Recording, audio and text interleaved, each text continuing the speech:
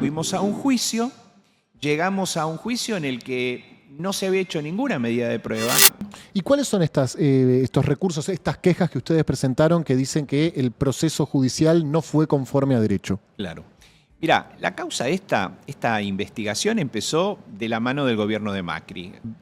Empezó en el año 2016. Fue el primer acto que hizo a quien habían designado al frente de la Dirección Nacional de Vialidad. Bien. Señor Iguacel. Correcto, se llama. recuerdo. Y bueno, lo primero que hizo fue decir, bueno, aquí hubo una serie de negociados, asignaciones incorrectas de obra pública. Digamos, lo paradójico de eso es que el informe que presentó para apoyar la denuncia decía todo lo contrario, es decir, que en esas rutas no había sobreprecios y que todo lo que se había construido, digamos, correspondía con lo que estaba registrado. No obstante lo cual, se hizo un proceso en donde se fueron limitando todas las posibilidades que tenemos los abogados defensores de rebatir la acusación. Eso es un proceso judicial. Un proceso judicial te presentan una imputación, una acusación, y vos como abogado defensor vas contraviniendo esos presupuestos. Es lo que se llaman los presupuestos fácticos y jurídicos. Fuimos a un juicio, llegamos a un juicio en el que no se había hecho ninguna medida de prueba. Es decir, si a vos te acusan de que algo que pagaste, lo pagaste de más, la manera en la que eso se define es con un estudio contable. Ese estudio contable nunca se hizo. Por otro lado, te decían que en realidad el precio o el sobreprecio estaba dado porque las empresas habían puesto de acuerdo, lo que se llama cartelización. Bueno, pedimos que se investigaran las cartelizaciones, dijeron no, eso no se investiga. Y cuando llegamos al final del juicio dijeron, bueno, no, hay sobreprecios sin pericia contable, hay cartelización sin investigar a los otros empresarios. Y una cosa todavía, diríamos, más grotesca y más grave es que la hacen a ella responsable por cosas que no son competencia de la Presidencia de la Nación. Incluso cuando se quiso defender en una cuestión muy puntual, ni siquiera le permitieron ejercer el derecho de defensa, es decir, lo que se llama el derecho a ser oído. Todo esto que yo cuento parece que fuera una exageración. La gente me mira y dice, no, será así.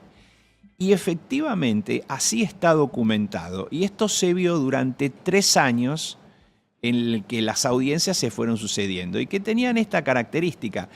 Los que llaman medios masivos de comunicación o medios concentrados de comunicación, durante esos 3 años prácticamente no ponían noticias. Claro.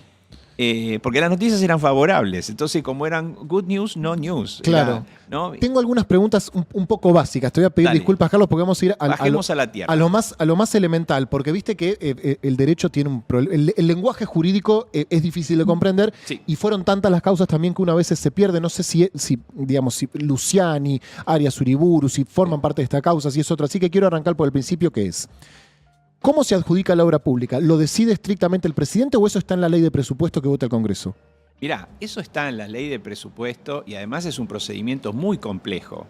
En primer lugar, cuando un gobierno decide que va a llevar a cabo algún tipo de política pública, eso lo tiene que reflejar en el presupuesto. El presupuesto es una ley que se manda al Congreso de la Nación que fija las partidas. Es decir, yo voy a gastar en esto tanta plata. Bueno, esa es la decisión que inicia el presidente de la Nación y que termina definiendo el Congreso. El Congreso saca una ley y dice, bueno, vamos a gastar tanta plata. Bien. Muy bien. Llega entonces esa partida y esa partida hay que ejecutarla. ¿Quién es el que ejecuta esa partida según lo que establece la Constitución? Bueno, el órgano de aplicación es el jefe de gabinete. Si no es la presidenta de la Nación. Esto es una reforma que hubo en la Constitución en el año 94. Entonces ese es el jefe de gabinete. Llamamos a todos los jefes de gabinete para que vinieran y nos explicaran cómo se había ejecutado. Y que son Alberto Fernández, Abal Medina, Aníbal Fernández, Coqui Capitanich. Exacto. Y Sergio Massa. Y Sergio Massa. Claro. Sergio Massa. Que tiene una incidencia interesante en algo que después te cuento. Y entonces esos jefes de gabinete dijeron, sí, todas las partidas se ejecutaron como correspondía. La presidenta nunca dio ningún tipo de instrucción.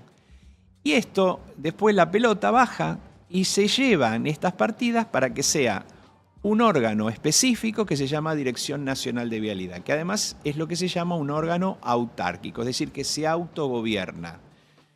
Y estas obras además ni siquiera se hacían, diríamos, directamente por la Dirección de Vialidad, sino que había otro órgano, que es una agencia gubernamental en la provincia de Santa Cruz, que era la que adjudicaba directamente. Es decir, Bien. ¿quién elegía?